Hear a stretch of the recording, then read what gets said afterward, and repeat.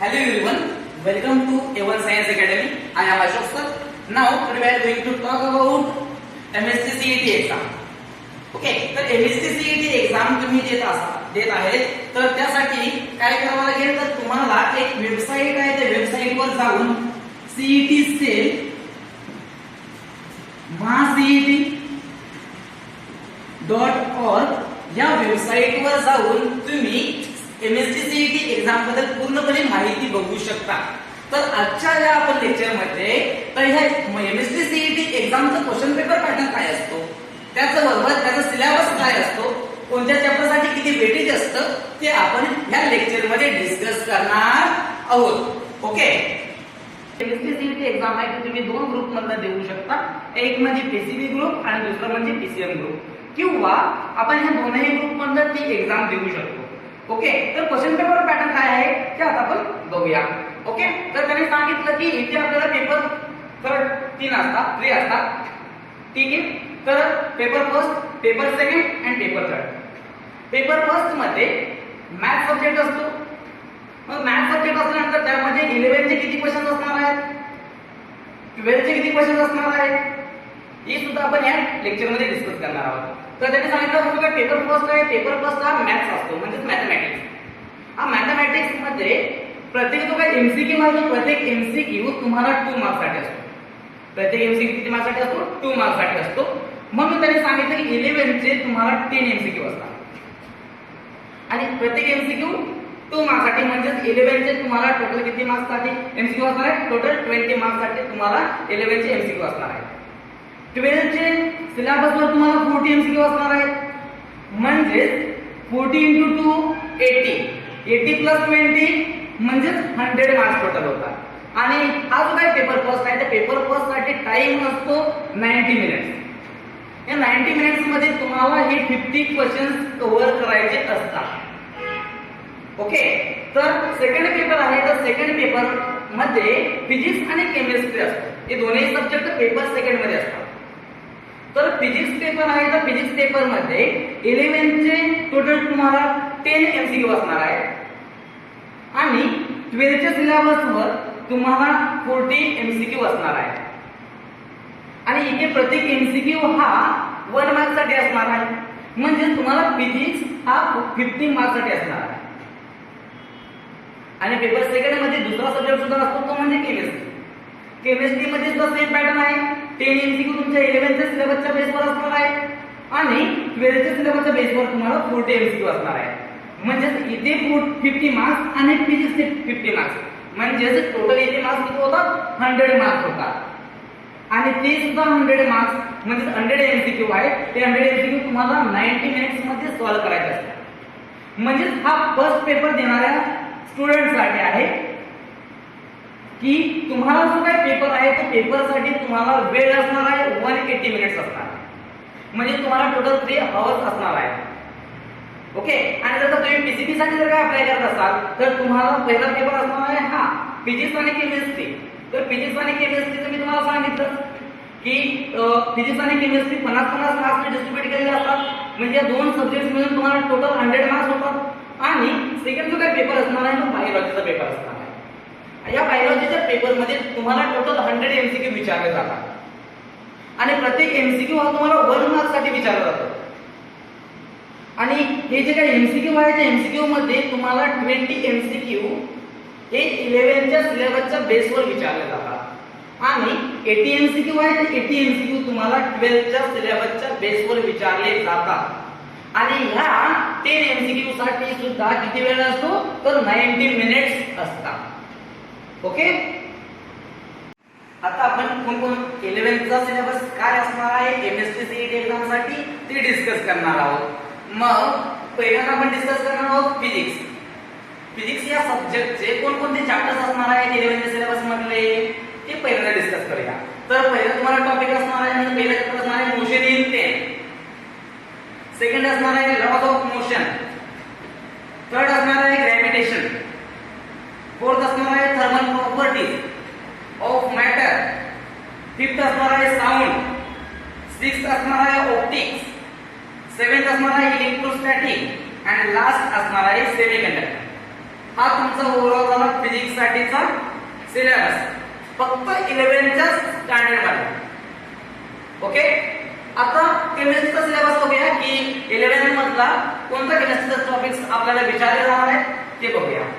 तर पहिला तुम्हाला चॅप्टर आहे some basic concept of chemistry, second आहे स्ट्रक्चर ऑफ एटम, थर्ड आहे केमिकल बॉन्डिंग, फोर्थ आहे रेडॉक्स रिएक्शंस, फिफ्थ आहे elements of group first and second, sixth आहे स्टेट्स ऑफ मॅटर, सेवेंथ आहे एडसॉर्प्शन्स एंड कोलॉइड्स, एट असणार आहे hydrocarbons आणि 9 असणार आहे basic principle of organic chemistry. हा झाला ओव्हरऑल केमिस्ट्रीचा सिलेबस. आता मॅथ्स मधले कोणते चॅप्टर्स आपल्याला असणार आहेत स्टडीसाठी ते बघूया. पहिला असणार आहे ट्रिग्नोमेट्री, सेकंड असणार आहे स्ट्रेट लाईन, थर्ड असणार आहे सर्कल, फोर्थ असणार आहे मेजर्स ऑफ डिस्पर्जन, फिफ्थ असणार आहे प्रोबॅबिलिटी, सिक्स्थ असणार आहे कॉम्प्लेक्स नंबर, सेवेंथ असणार आहे परम्युटेशन्स अँड कॉम्बिनेशन, एट असणार आहे फंक्शन्स, नाइन्थ असणार आहे लिमिट्स आणि 10th असणार आहे कंटिन्युटी. ओके, आणि आता बायोलॉजीच्या सब्जेक्ट मधले कोणकोणते टॉपिक्स तुम्हाला 11 चे एमएससी सीईटी एक्झाम साठी येणार आहेत ते बघू. तर फर्स्ट चॅप्टर आहे बायोमॉलिक्युल्स, सेकंड चॅप्टर आहे respiration and energy transfer, third आहे ह्यूमन न्यूट्रिशन अँड फोर्थ आहे expression and osmo regulation. Okay, हा झाला तुमचा syllabus of 11th standard. Okay, आता 12th चा सिलेबस काय असणार आहे तुम्हाला एमएससी सीईटीच्या एक्झाम साठी ते आता आपण डिस्कस करूया. ओके, तर आता आपण बघूया की 12th चा सिलेबस काय असणार आहे एमएससी सीईटीच्या एक्झाम साठी. तर पहिल्यांदा आपण डिस्कस करणार आहोत फिजिक्स या सब्जेक्ट बद्दल. फिजिक्स या सब्जेक्टचे कोणकोणते टॉपिक्स असणार आहेत तुम्हाला स्टडीसाठी ते आपण बघणार आहोत with weightage. Okay, first topic असणार आहे तुम्हाला इलेक्ट्रोस्टॅटिक.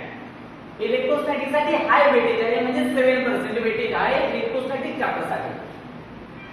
रोटेशनल मोशन साठी 7% वेटेज आहे, सेमीकंडक्टर साठी 6% वेटेज आहे, magnetic effects of electric current साठी 6% वेटेज आहे, इलेक्ट्रोमॅग्नेटिक इंडक्शन चॅप्टरला सुद्धा या टॉपिकला सुद्धा 6% वेटेज आहे, वेव्ह मोशन साठी 5% वेटेज आहे, 7 मॅग्नेटिझम साठी सुद्धा 5% वेटेज आहे, सरफेस टेन्शन साठी 4 to 3% वेटेज आहे, सर्क्युलर मोशन साठी 4 to 3% वेटेज आहे, करंट इलेक्ट्रिसिटी साठी सुद्धा 4 to 3% वेटेज आहे, इंटरफेरन्स अँड डिफ्रॅक्शन साठी सुद्धा 4 to 3% वेटेज आहे, स्टेशनरी वेव्ह साठी 3 to 2% वेटेज आहे, ग्रॅव्हिटेशन साठी 3% वेटेज आहे, इलेक्ट्रॉन्स आणि प्रोटॉन साठी सुद्धा 3% वेटेज आहे,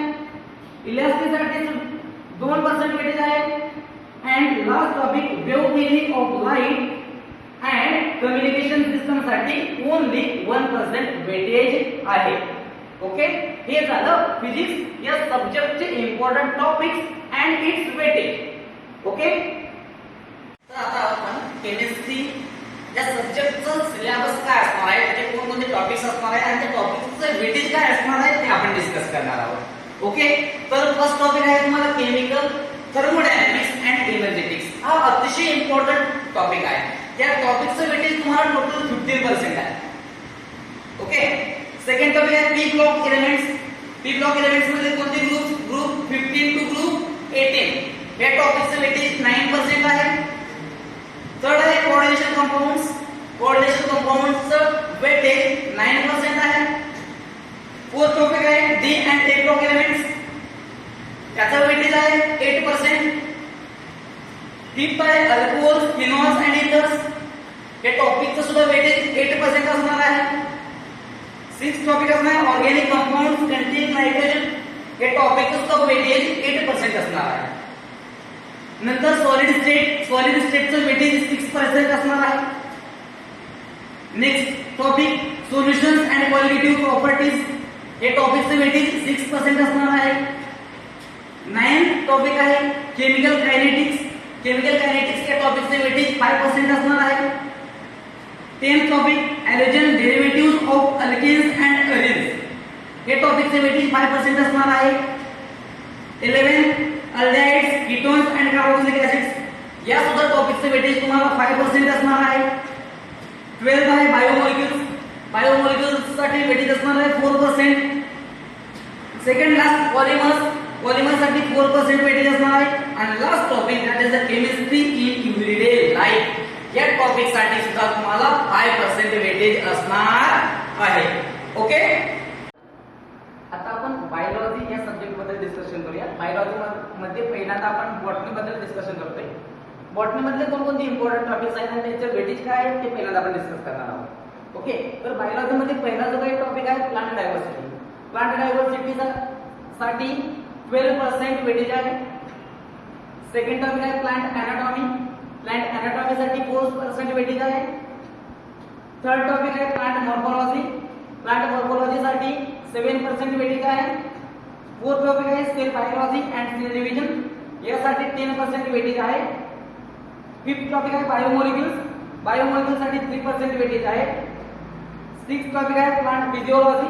प्लांट फिजिओलॉजी साठी 13% वेटेज आहे. सेवेंथ टॉपिक आहे प्लांट रिप्रोडक्शन. प्लांट रिप्रोडक्शन साठी 9% वेटेज आहे. Next topic genetic and biotechnology साठी खूप वेटेज आहे. इम्पॉर्टंट टॉपिक आहे, त्यासाठी वेटेज तुम्हाला 24% आहे. 9th topic biology in human welfare. त्यासाठी तुम्हाला फक्त 2% वेटेज आहे. आणि इकोलॉजी. इकोलॉजी साठी सुद्धा तुम्हाला टोटल 16% वेटेज आहे. हे झालं बॉटनी बद्दल. ठीक आहे, तर आता आपण बायोलॉजीचा सेकंड पार्ट डिस्कस करणार आहोत म्हणजे झूलॉजी. झूलॉजी साठी कोणकोणते इम्पॉर्टंट टॉपिक्स आहेत आणि त्यांचं वेटेज काय आहे ते आपण बघणार आहोत. ओके, तर पहिला टॉपिक आहे ॲनिमल डायव्हर्सिटी. ॲनिमल डायव्हर्सिटी किती पर्सेंट वेटेज आहे तर 10% वेटेज आहे. सेकंड टॉपिक आहे ॲनिमल टिश्यू. ॲनिमल टिश्यू साठी 3% वेटेज आहे. थर्ड टॉपिक आहे स्ट्रक्चरल ऑर्गनायझेशन इन ॲनिमल्स. त्यासाठी 2% वेटेज आहे. आणि अतिशय इम्पॉर्टंट टॉपिक म्हणजे ह्यूमन फिजिओलॉजी. ओके, हे ह्यूमन फिजिओलॉजी साठी तुम्हाला टोटल 45% वेटेज आहे. ओके, फिफ्थ टॉपिक आहे human reproduction and reproductive health. या टॉपिक साठी सुद्धा तुम्हाला 18% वेटेज आहे. सिक्स्थ टॉपिक आहे ओरिजिन अँड इव्होल्यूशन. या टॉपिक साठी सुद्धा तुम्हाला 10% वेटेज आहे. Second last topic that is the animal husbandry. या ॲनिमल हजबंड्री साठी तुम्हाला 3% वेटेज आहे. आणि लास्ट टॉपिक तो म्हणजे ह्यूमन हेल्थ अँड डिसीजेस. या टॉपिक साठी तुम्हाला 9% वेटेज आहे. Okay, all of you understand. Okay, thank you very much for watching my videos. Keep watching my videos. Do like, share, comments and subscribe our channel. Thank you.